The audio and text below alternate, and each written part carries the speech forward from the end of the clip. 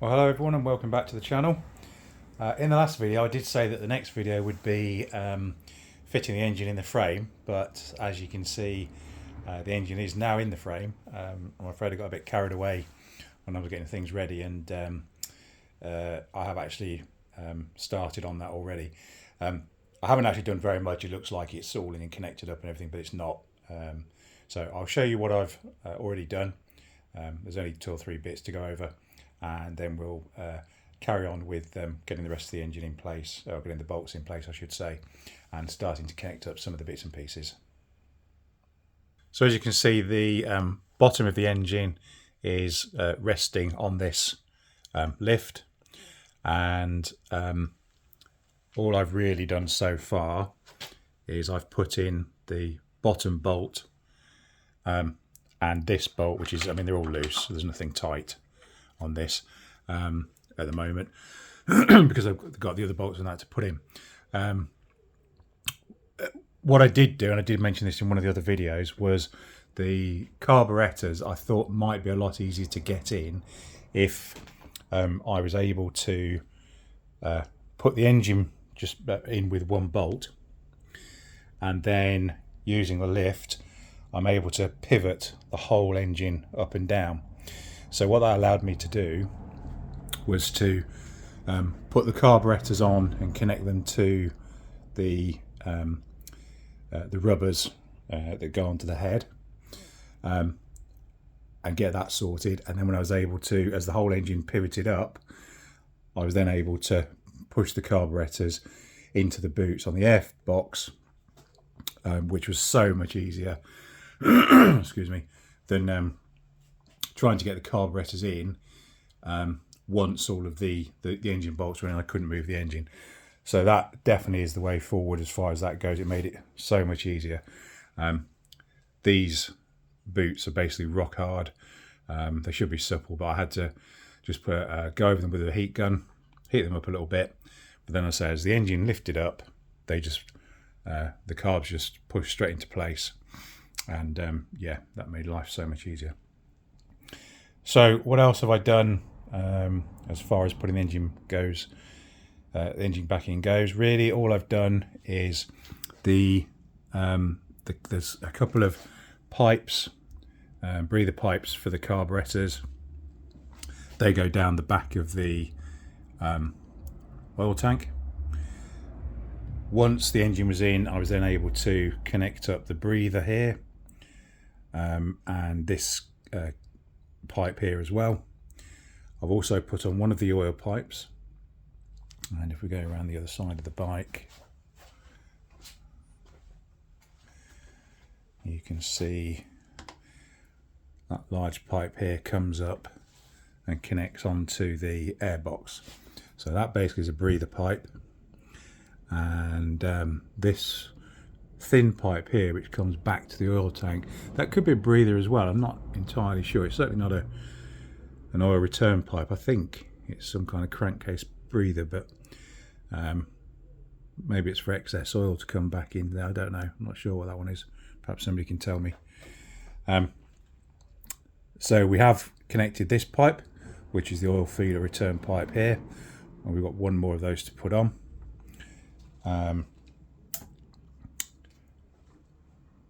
I have put the coil back on, and that's basically just 2 bolts, one there, one there. The right hand one has an earth screw on it. There's an orange lead that comes off there and connects to an orange lead, which provides the power to the coil, and then you've got the spark plug lead, which obviously then just goes down to the spark plug. This cable here is they call it a starter cable, but basically it's the choke cable, that is. That's really as far as I've got. So the next part of the job really is to get the rest of the mountings on for the engine and get those done up. So we've already got the bottom engine mount and the rear one. And at the moment, I say the whole thing's being supported on this this lift. So the next mount to go on is the top engine mount, and that's held in place by these two screws on the top, and then there's a bolt which goes through there, through the other side, and then that whole thing is bolted up, and that should hold the engine in place enough at that point that we can then start to think about getting the these bars that go underneath the engine here on, and getting the final engine mounts in. Then we'll do all those up nice and tight, the engine will be in place, and then we can start on building the rest of the bike up. Hopefully you'll be able to see roughly what's going on here. So I think that goes that way around, and I've now put the coil on, but I'm hoping I can still get this through. Being careful not to scratch the frame. Yeah, loads of room. Just need to get that around the other side of that mounting point, being careful not to catch the orange lead off the coil. Push the loom out the way a little bit. Okay, so that's gone on there, and then we need the mounting bolt that goes through that, which is the shortest one that of the lot of all of the engine mounting bolts. I don't suppose it really matters because there's no rotation going on here. Obviously, if it was a wheel and you were putting the axle through, you definitely want to make sure it was on the right side, but so because you don't want the nut coming loose. But when it's bolted up solid like this, I don't suppose it's a big deal. These nuts are self-locking nuts according to the manual. So there's no washers, or I suppose you've got a flange washer on there anyway. So that just goes on like so. We're only doing these sort of finger tight at the moment because I need some flexibility and movement in the mounting, so that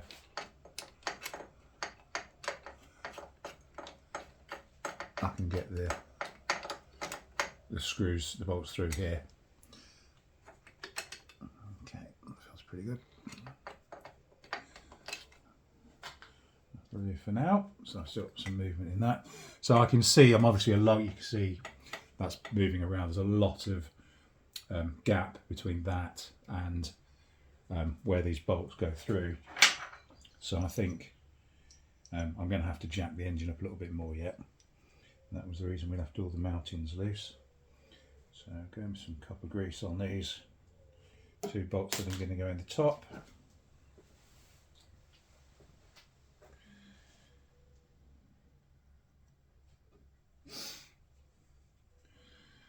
And then these go through down into this.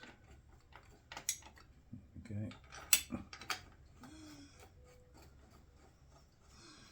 So I think what I'll do is, rather than put too much strain on these when doing them and get those to pull the engine up, if I jack the engine up, it should now, make sure I don't trap that. I should bring that up in line.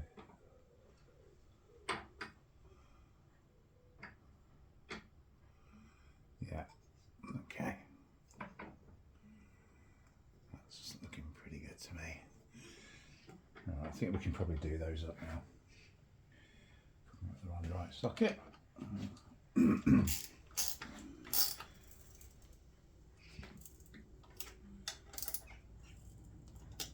Sure what the torque settings on these are, but we'll make sure they're torqued up properly once the other mountings are on and in place. Let's go with that for now. Now I've lowered the jack out of the way, the lift out of the way, I can get to this area here, which is the return oil feed to the tank. So I couldn't do that before, but I can now, so that's the next thing to do. So this has just got an O-ring on the back of it.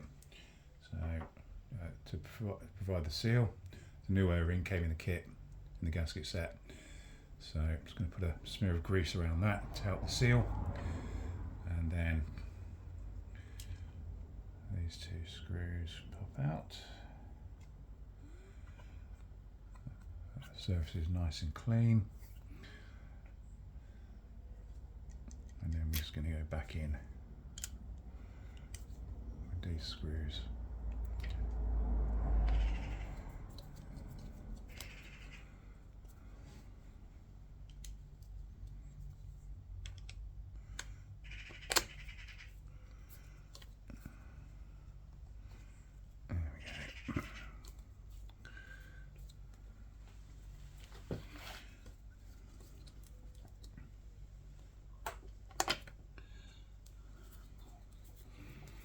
Nice to have the engine back in the frame and supported under its own weight. First time for about 6 months or so, I guess, since I started this. Okay. Right, they're only doing up to a torque of 10 Newton meters.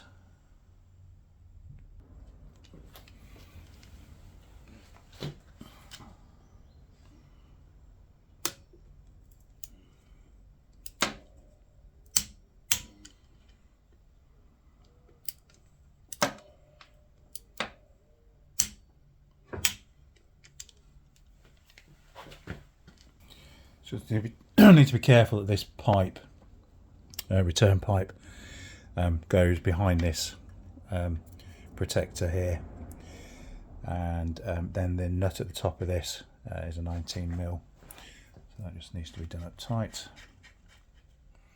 There's no washer or anything else in there. There's just like a cup and that it sits in. Make sure that's nice and tight.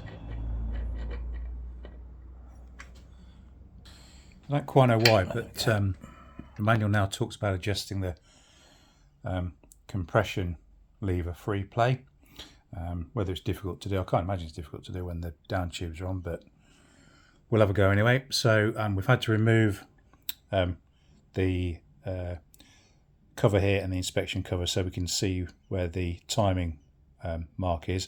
It says to set it at top dead center, which I've done.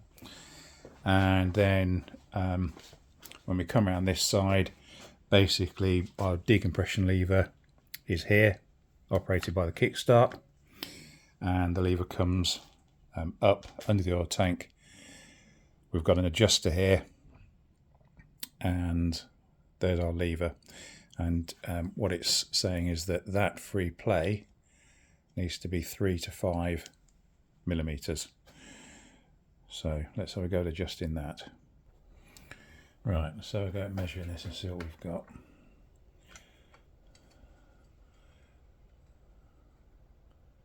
So I would say it probably is about 3. Just about. I think what we'll do is we'll just adjust that a little bit. Using our adjuster down here. Just turn that way a bit, I think. And then I'll measure that again.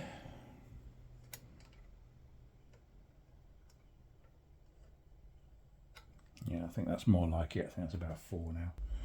So if I just do that adjuster up, and I'll just check that again now I've adjusted it.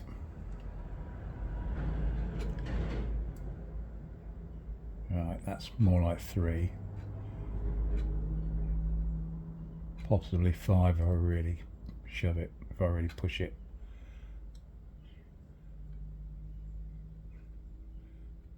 Yeah, okay. I'm happy with that for now. We'll see what the bike starts like or doesn't. And we can always readjust. Ready to put the down tubes on now, and there are 2 different types of bolts for these. There's this one, which has got a shoulder on, and these ones which don't. And the ones with the shoulder on are also slightly longer. And so the ones with the shoulder go on the top, and the ones without the shoulder secure the bottom down tube. So let's get that on.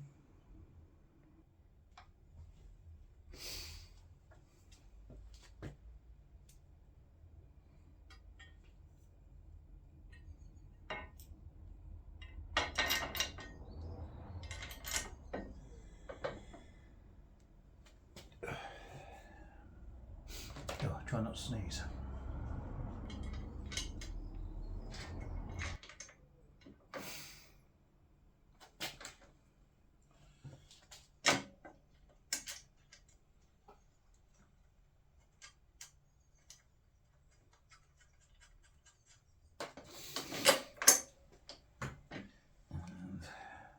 I've already put some copper grease on the top ones, a bit on these bottom ones as well.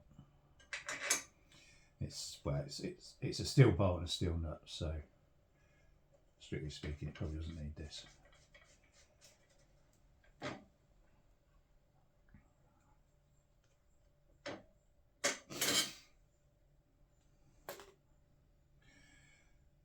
No, it's not going to do any harm.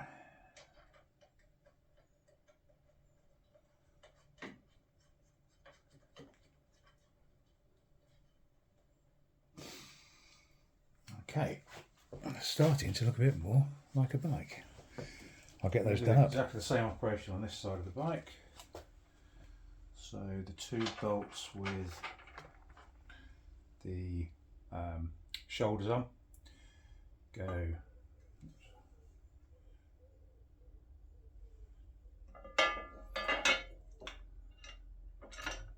the top, and the two without the shoulders on at the bottom, like so. We've got some copper grease on these.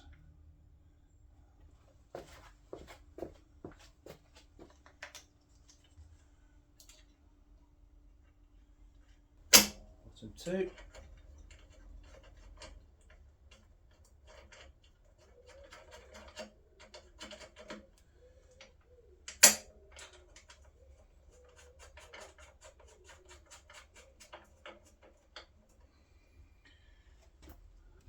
Torqued up. Let's go to the last but one bolt for the engine mounting, which is that one just there, goes all the way through. It's the longest one of the lot, so that's now done up finger tight, and that hole there and the engine mounting behind it is the final one to do, and that's got some plates which need to be bolted onto the frame first. Just running a tap through these two mounting holes where the cross member goes on, because this frame's been powder coated, and unfortunately what they didn't do was mask off any of the holes, I'm afraid. So I've had to pretty much go around every single thread on the frame and clean them up, which isn't ideal. Because this was the same people that, if you remember back to one of the very early videos, managed to not mask off the VIN plate either, so they shot blasted that and then powder coated over it, which well, let's say they heard of my displeasure. They give me a fair bit of money off the cost of the powder coating, but that's really not the point. I shouldn't have done it in the first place, and it's ruined a bit of history on the bike that you know, we're never going to get back now, unfortunately. Luckily it's not a legal requirement in the UK to have that on. The frame number is stamped on the headstock, and it's perfectly visible even through the powder coating, so as long as that's there, that makes it legal. It just would have been nice to have retained the manufacturing plate, but there you go, you live and learn, I suppose. So at the time what I should have done is unriveted and taken it off, but you know, when you take a motorcycle frame to a company that do them all the time, you expect to have a little bit more about them than they clearly did, but I won't be going back there, let's put it that way. Right, that's cleaned those out. This cross piece, brace piece, whatever you want to call it, if I can get it in focus, where are we, there we has an arrow, and it does say up on it, and the manual says make sure that does go up. I'm not entirely sure why, because this appears to be completely... Oh, actually I've just spotted something. Right, I see. I've got it now. Right, so on the back of this there are two small holes, and then on the underneath there is also a hole, so I'm assuming that's a drain hole. So the idea is that that goes up. If water gets in there, it'll come out that hole there. That's what that'll be for.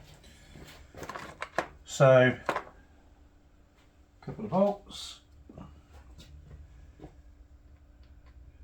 with the old copperies, and then these just, well, this just bolts onto there, just as a cross brace really.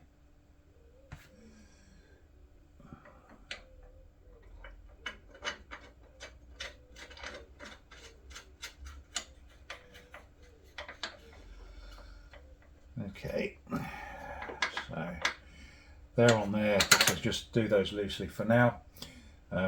We've still got there's two plates that go on these mountings here, and then the final engine mounting bolt which goes through there. So let's have a look at going on with that.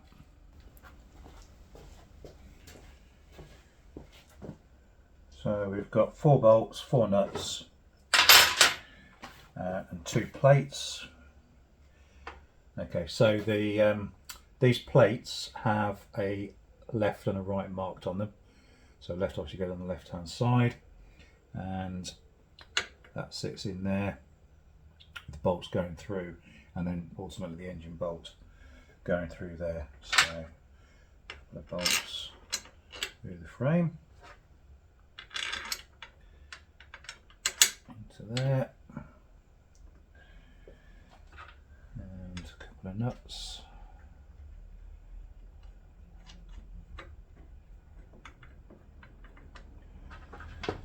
On the backs of these you can see there's a R for right and the other one has left stamped on it.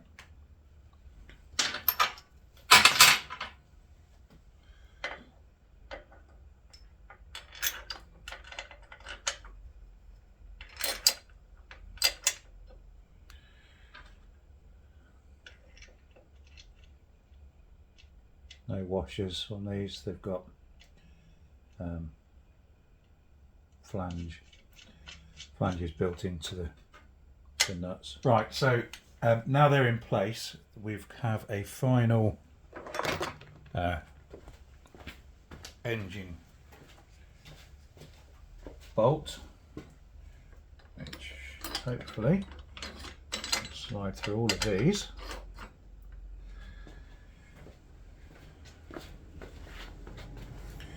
Which it does. And then put the nut on there, and this is a locking, it's got a lock nut built into this one, and that goes on there like that. So that's all of the engine nuts and bolts, bracing pieces, everything on. The whole lot now just needs torquing up. So I'm going to go back, refer to the manual, find out what the torque settings for those are, do all of those up, and then we can move on to the next part.